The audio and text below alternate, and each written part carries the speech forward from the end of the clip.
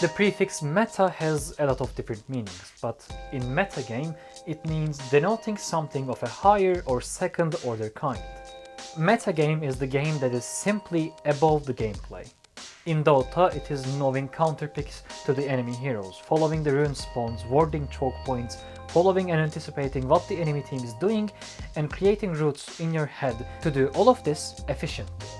In Counter-Strike, it is keeping the team economy stable, knowing the money situation of your opponent, predicting the next move of your rival while positioning and rotating around the map as a team to counter-strike the enemy.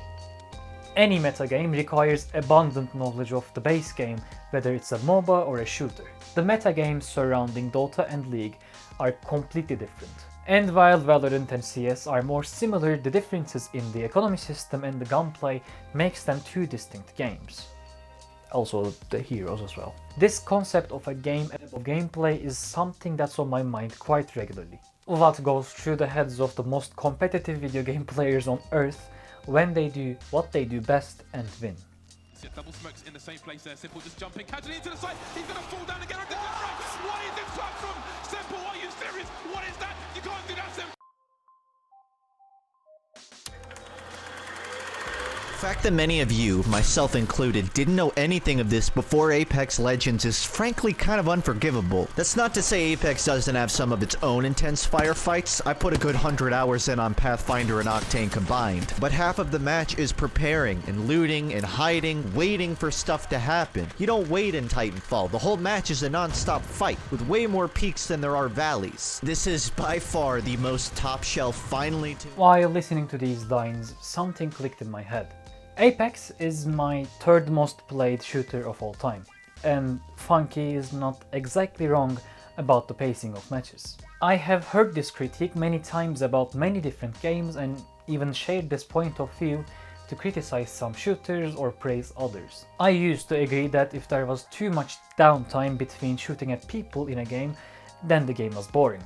However fun the fights are or how fast you run become irrelevant when the sheer size of the maps are put into scale. So why and how a low intensity game like Apex became one of my favorites? Why a game where all you do was rotate around the big map to have the upper hand on the enemy teams and be the sole victor of 20 teams with positioning, aim and movement would be attractive for a player like me who likes to outplay others with careful positioning and relying on their ability as a player in other shooters. That's how I slowly realized the metagame surrounding Battle Royales, and noticed what makes these games appealing to me. Mainly while grinding Apex Legends with two pretty decent players and getting around Diamond 3 to 2 rank, where you start getting into lobbies with professional players and streamers. Into lobbies where your aim and movement are simply not sufficient to carry you to the goalpost.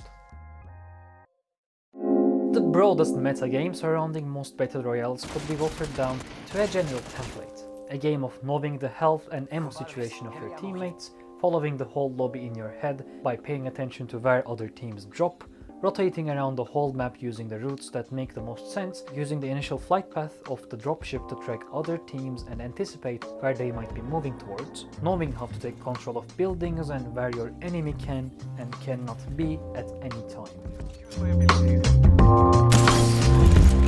The metagame starts in the air, deciding on your drop point. This decision can vary depending on your map knowledge and the types of players that are on the plane with you. However, the more competitive you get and the higher you climb on the ranking ladders, you slowly start gravitating towards specific compounds on the map. For example, me and my teammates always drop onto salvage, artillery or the rig while playing on King's Canyon. This way, with every drop you lose the initial fight in this spot, you get closer to winning the next one through getting more and more familiar with the angles and rotations around this location. Knowing where to go and which buildings are viable power positions is a huge advantage for the end game.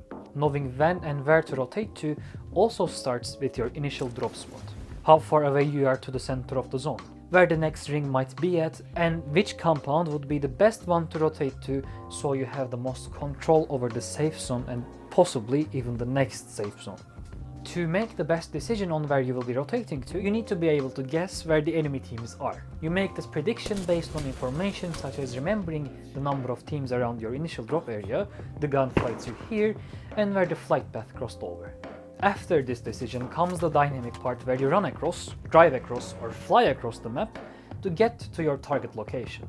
While moving towards your destination, depending on how hard you want to win the match, how much gear you have and how many kills you want to go for, you take a path where there are more or less players. You take fights, eliminate other teams, loot locations and reach your destination in the next ring, where you gather more information by listening, anticipating where the teams might be moving towards, and repeat the rotation routine where you decide on your next destination, until you survive enough waves and fight enough teams to reach the final rings. Tight spaces, tight nerves and short but intense firefights from which you emerge victorious.